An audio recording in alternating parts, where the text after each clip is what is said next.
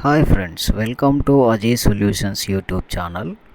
Today in this video we will see how to close IndusInd Bank through online mode and through offline mode. To close your IndusInd Bank through online mode, you must have internet banking or mobile banking app. From this, you can request to close your IndusInd Bank account, or you can send an email to the bank, or you can call to your customer care and request them to close your IndusInd Bank account online. Or if it is not possible to close your IndusInd Bank account online, you can close your IndusInd Bank through offline mode also. For that, you should follow these steps.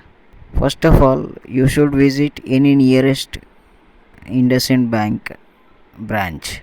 There should be no balance. There should be zero balance in your IndusInd Bank, and you must clear all dues, including loans, any services related to your bank account, or any payables to your bank. You must clear all dues.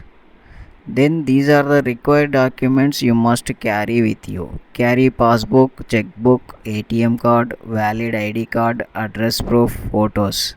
You must carry all this.